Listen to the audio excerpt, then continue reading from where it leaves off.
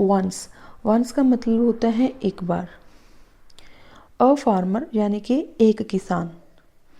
Upon reaching, reaching का मतलब होता है पहुंचना।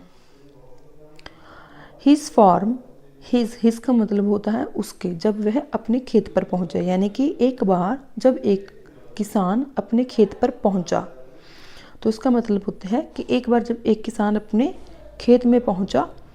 सौ का मतलब होता है देखा, तो उसने देखा 4 पीपल यानी कि 4 लोग। 4 पीपल ईटिंग, ईटिंग का मतलब होता है खा रहे थे। 4 पीपल ईटिंग हिज टोमेटोज इन फील्ड, फील्ड का मतलब होता है मैदान।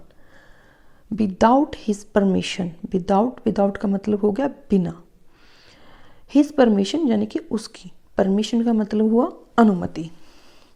तो वह देखता है कि 4 लोग उसकी अनुमति के बिना उसके जो टमाटर थे उन्हें खा रहे थे।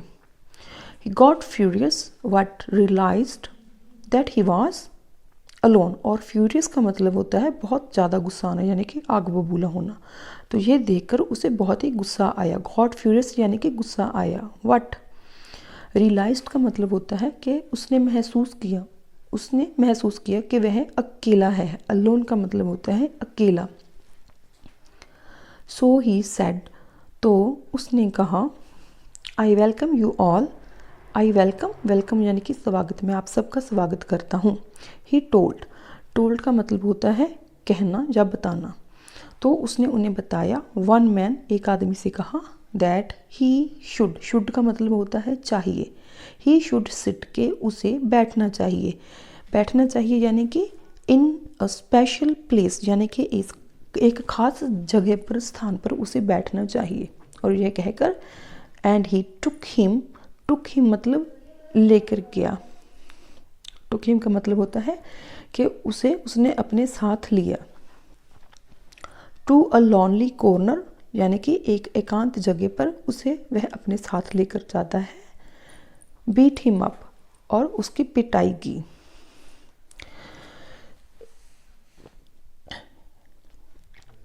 और थ्रू का मतलब होता है फेंक दिया, यानी कि थ्रो का सेकंड फॉर्म हुआ threw. He threw him out of his farm, अपने खेत से बाहर उसे फेंक देता है। He did the same with others too, others too का मतलब होता है अन्य भी, दूसरों के साथ भी उसने वैसा ही किया। The 4 people were very sad about what had happened, about का मतलब होता है के बारे में, तो जो भी हुआ उसके बारे में वह 4 लोग बहुत दुखी थे। हैपेंड का मतलब होता है जो घटित हुआ, जो भी उनके साथ घटना हुई उसके बारे में वह बहुत दुखी थे। An old saint came to them, तो एक ओल्ड सेंट जो है, महात्मा जो है, कैम मतलब आए, दैम का मतलब होता है उनके पास आते हैं। ही सेड का मतलब होता है कहना, से का सेकंड फॉर्म हुआ सेड। ही सेड सिंस का मतलब यहाँ पर क्योंकि है।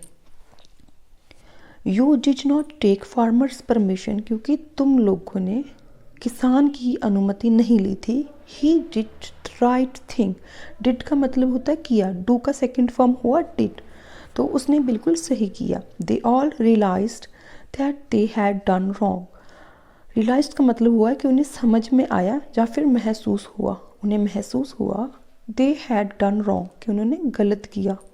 तो मॉरल इसका ये निकला, bad deeds brings bad results, यानी कि डीड्स का मतलब होता है काम, बुरे कामों के बुरे नतीजे निकलते हैं। रिजल्ट का मतलब होता है परिणाम। Thank you very much for seeing.